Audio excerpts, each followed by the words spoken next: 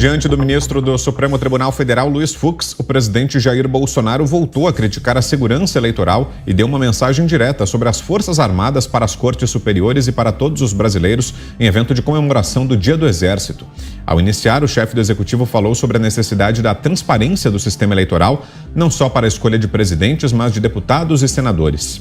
Todos sabem, prezado deputado Arthur Lira, prezado senador Rodrigo Pacheco, que a alma da democracia repousa na tranquilidade e na transparência do sistema eleitoral. Sistema esse que deve ser cada vez mais zelado por todos nós.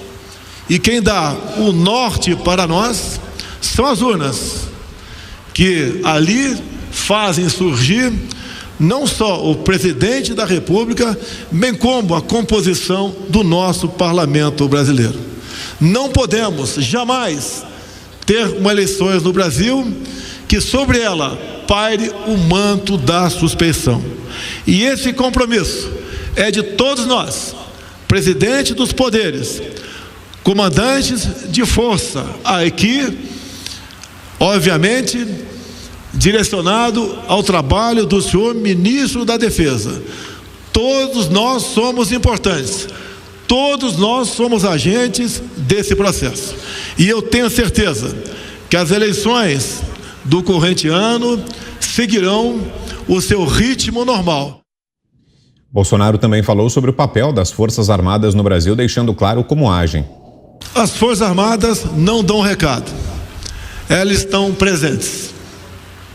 Elas sabem como proceder, sabem o que é melhor para o seu povo, o que é melhor para o seu país. Elas têm participação ativa na garantia da lei e da ordem, da nossa soberania e do regime ao qual o povo quer viver.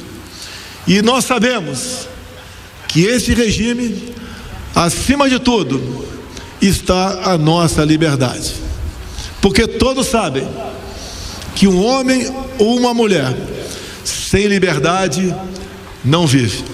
O papel das Forças Armadas e do Exército todos conhecem, não só nos momentos difíceis no tocante à esfera política, bem como em outros momentos também, elas sempre estiveram presentes. Nós todos, um dia, militares, juramos dar a vida pela nossa pátria, se preciso for. E todos nós, povo brasileiro, faremos mais do que isso para garantir a nossa liberdade e para garantir que todos, sem exceção, joguem dentro das 4 linhas da nossa Constituição. Os presidentes da Câmara, Arthur Lira, e do Senado, Rodrigo Pacheco, também estiveram presentes nesse evento. Assim, a gente abre, então, a edição desta terça aqui de Os Pingos nos Is, trazendo para você a análise de José Maria Trindade, lá em Brasília, que nos diz dessas declarações do presidente Bolsonaro hoje, nesse evento em alusão ao Dia do Exército. Boa noite, José. O presidente colocou ali os pingos nos is, reforçou o papel das Forças Armadas, que não é vontade do presidente só, está na Constituição, né? Muito boa noite, meu caro Vitor. Boa noite, compadre Augusto. Muito boa noite, Fiuza. Boa noite, Ana. E boa noite a todos. Boa noite a você que nos acompanha aqui nos Pingos nos Is. Ô, Vitor, as Forças Armadas são uma exigência constitucional. E lá, exatamente no livro maior das leis brasileiras, né, está o papel das Forças Armadas claramente. Quem quiser se aprofundar, é muito simples. E, muito recentemente, essa instituição brasileira, né, está sofrendo ataques brutais, virulentos, né, e colocando as Forças Armadas de uma forma até ridícula, usando memes e tal.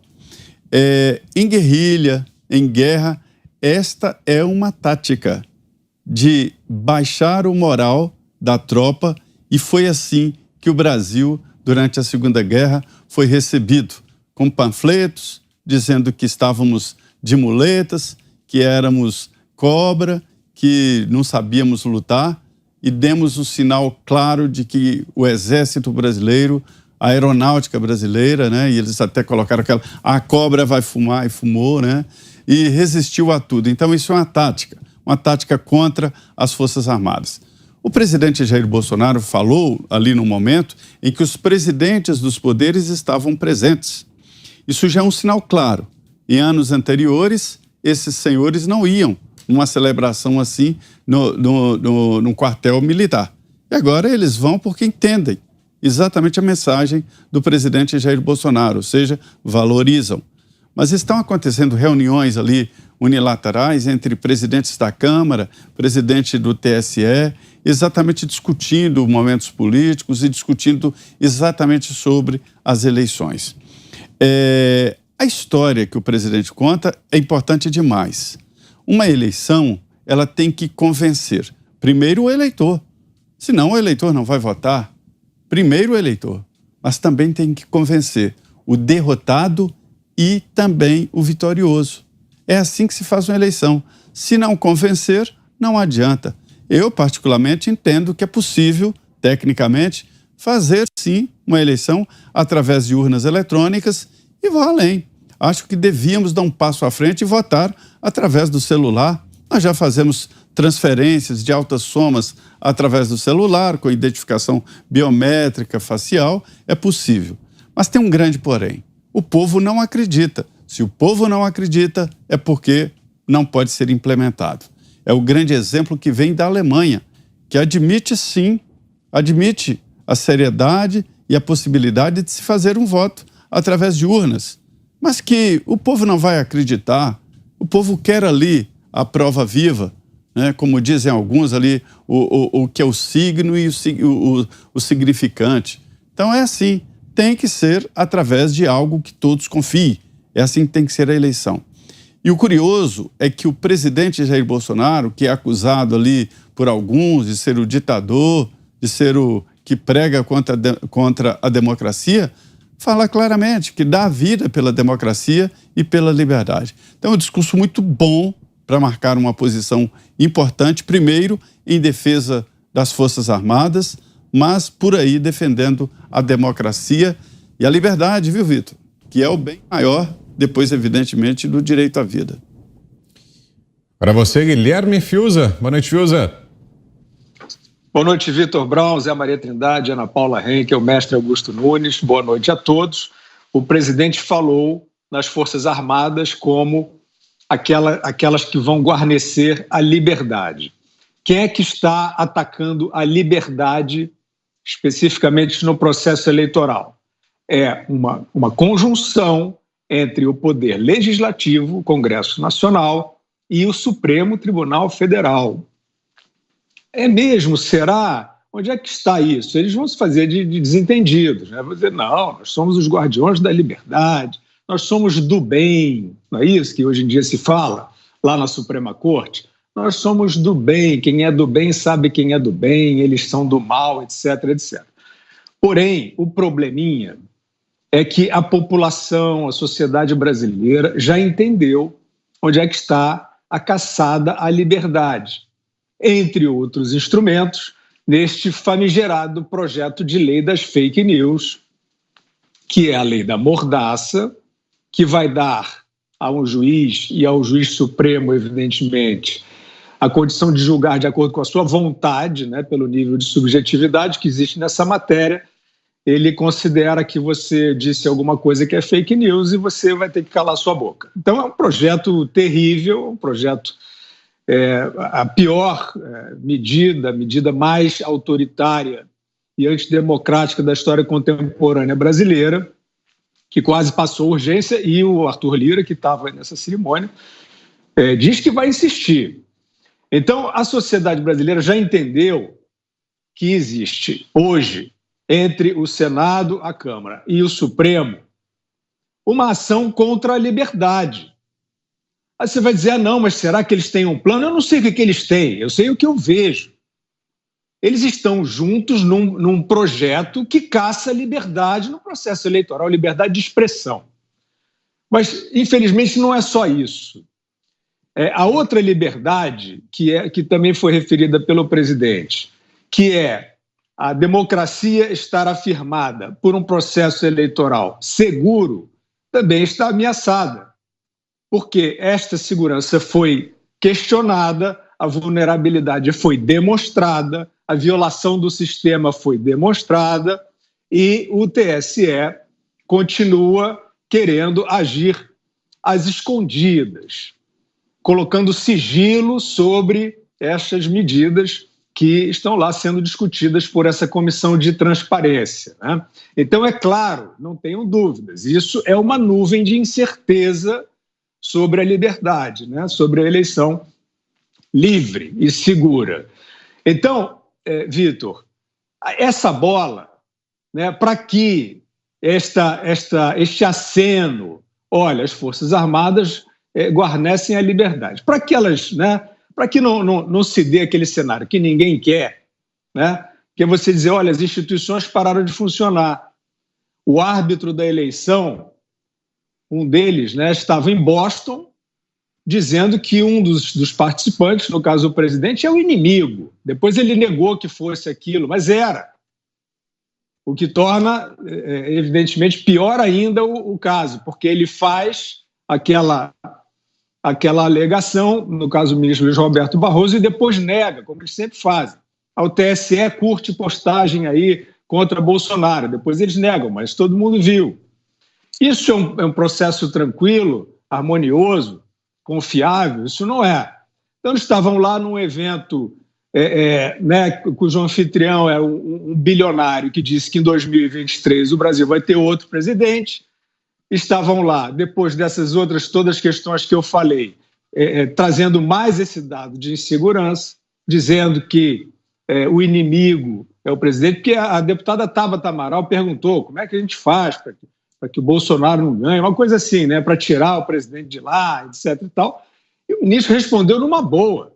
Não, porque o inimigo, porque o bem, não sei o quê. Então não adianta negar. Eles colocaram, né, o Supremo e o Congresso, mais tardiamente, mas colocou também este fator de insegurança e de suspeição contra a liberdade da democracia, da eleição. E aí está formado um cenário que, evidentemente, nenhum de nós quer que se consuma, que é um cenário de conflito. Se essas instituições não funcionarem, alguém vai ter que fazê-las funcionar, alguém vai ter que zelar pelas regras, né? Ninguém quer que a democracia brasileira seja levada por uma enxurrada aí de manobras pouco transparentes.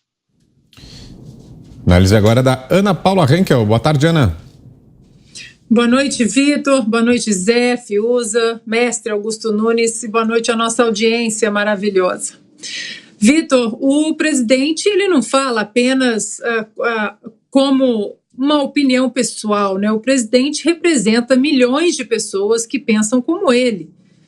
Eu também desconfio das urnas. Claro que eu vou desconfiar das urnas porque eu até poderia não desconfiar, viu, Vitor? Mas essa resistência que nós temos visto nos últimos meses, né? Essa forçação para que o Congresso não deixasse passar outras camadas de transparência no nosso sistema eleitoral, como o voto em papel auditável, a contagem sob escrutínio público, né, ali mesmo nas sessões eleitorais, isso tudo levanta, né, um pouco a pulga atrás da orelha. Mas por que tanta resistência? Não apenas nisso, mas a resistência em calar o debate, né? Não pode falar, é fake news, vai derrubar o vídeo, vai derrubar o perfil, vai cancelar a sua inscrição no YouTube, enfim, vai derrubar o canal, vai abrir processos. Por que isso? Né? Por que isso? Talvez se eles tivessem simplesmente deixado o debate correr e mostrado, não, olha, nós vamos mostrar para vocês que as urnas são seguras, não tem problema, pode passar no Congresso, vamos discutir, mas não. A resistência foi de proporções bíblicas, né, em não deixar o debate seguir. E aí fica o questionamento dos relatórios das Forças Armadas. Nós sabemos que são 2 relatórios, mais de 700 páginas. Um relatório foi sob sigilo para a Comissão de Transparência Eleitoral, o outro não foi, mas quando chegou também na Comissão de Transparência Eleitoral do Barroso e do Alexandre de Moraes, eles colocaram sob sigilo. E aí fica o questionamento: por que sob sigilo? todos os outros relatórios ali feitos por essa comissão, com participação de pessoas também da sociedade civil, da própria Polícia Federal, todos os relatórios continuam sob sigilo. E por quê? O que o povo não pode ver? O que os cidadãos, os eleitores não podem ver? Continua esse questionamento, ele continua aí perturbando as pessoas. E aí o presidente fala em liberdade e, sem dúvida nenhuma, Vitor, diante do que aconteceu na pandemia, diante do que vem acontecendo, essa perseguição a parlamentares que apoiam o governo, a cidadãos que apoiam o governo, a veículos livres de imprensa, a palavra liberdade estará nas cédulas esse ano, sim, até porque o ex-presidiário Lula, ele fala que vai regular a mídia, que é preciso regular a mídia, não apenas a mídia, mas as redes sociais. E só para finalizar, Vitor, não sei se a nossa audiência vai lembrar, mas eu não lembro os números, mas recentemente foi feita uma pesquisa. Qual instituição que o povo mais acredita hoje no Brasil? E exatamente as Forças Armadas ficaram lá em cima, sobrando, bem longe de qualquer outra instituição no Brasil, e isso, claro, perturba demais os ungidos do Supremo Tribunal Federal. E a opinião de Augusto Nunes. Boa noite, Augusto. Boa noite, grande Vitor, compadre Zé, minha querida parceira Ana Paula, meu irmão Guilherme, boa noite a você que nos acompanha. Nessa mesma pesquisa mencionada pela Ana Paula, o Supremo aparece muito mal, muito mal. Por quê? Porque a maioria do povo tem a percepção de que o Supremo deixou de ser um tribunal para ser composto por juízes, para ser um partido formado por militantes. A maioria dos ministros age assim, e eles controlam o Supremo. Estas declarações do Bolsonaro são uma justíssima e compreensível reação à insegurança jurídica e à insegurança eleitoral decorrentes das decisões do Supremo que contrariam escancaradamente o que está na Constituição brasileira. Diariamente, o Supremo não para de desrespeitar a Constituição, não para de invadir a esfera de atribuições do Legislativo e do Executivo e não para de mostrar que quer impedir que o presidente Bolsonaro dispute a eleição. O que declarou o ministro Barroso, nesse encontro a que se referiram os meus parceiros aqui do programa, o que ele declarou é gravíssimo. Ele se coloca como o bem, representante do bem, contra o mal.